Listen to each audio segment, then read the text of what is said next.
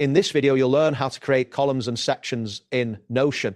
By the end of this guide, you will be able to organize your Notion pages more effectively using these features. Begin by navigating to the Notion website at notion.so.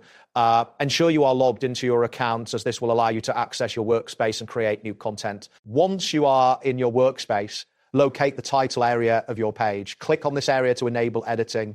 This step is crucial as it sets the context for your new columns and sections. Now, type in the title that you want for your page.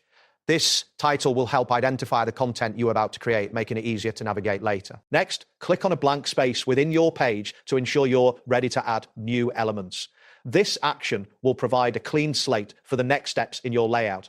Type in the command /columns to initiate the column feature. This command is a quick way to access Notion's formatting options and will help you create a structured layout. After you type /columns, a menu will appear. Click on the option for 3 columns to create a 3-column layout. This choice allows for better organization of your content. In the first column, type in a sample paragraph. This will serve as the initial content for your newly created column, demonstrating how text can be structured within this layout. Next, click on the highlight option to emphasize important text within your paragraph. Highlighting text can help draw attention to key points within your content. After highlighting, type in another sample paragraph on a new line within the same column. This demonstrates how to add additional content seamlessly. Now, click on the second column to start adding content there. This will allow you to see how different columns can contain separate sections of information. Type in a sample paragraph for the second column. This helps illustrate the flexibility of using multiple columns to present information side by side. Proceed to click on the third column and enter the third sample paragraph. This step completes the basic content setup across your 3 columns. Return to the first column and click there again.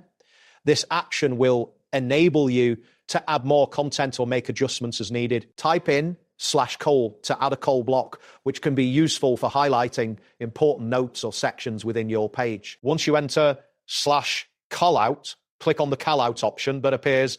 This will create a visually distinct block for your highlighted content. Next, locate the 6 dots icon that appears next to your callout.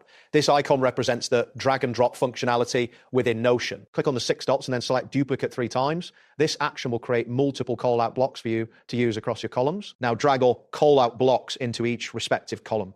This allows for organized presentation of the highlighted information. After positioning the callouts, click on the 6 dots again to drag a paragraph to the first callout. This demonstrates how to link content effectively. Repeat the drag-in process to move a paragraph to the second callout. This ensures that all your important information is easily accessible. Continue this process by clicking on the title of the callout to edit its content.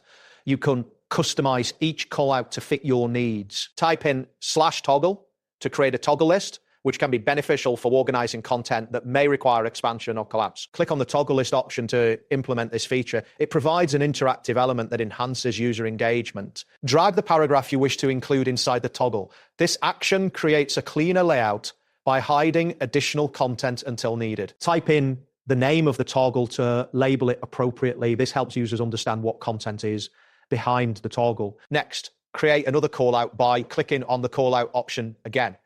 This allows you to continue enhancing your Notion page with varied content types. Type in /page to add a new page element. This can help in organizing your content further by creating subsections. Click on the newly created page titled How to Add Columns and Section to connect it to your main document. This integration is useful for navigation. Finally, click on the item you just created and follow the prompts to duplicate or modify as necessary. This will help you maintain consistency across your content. That wraps up today's guide. Thanks for watching and catch you in the next tutorial.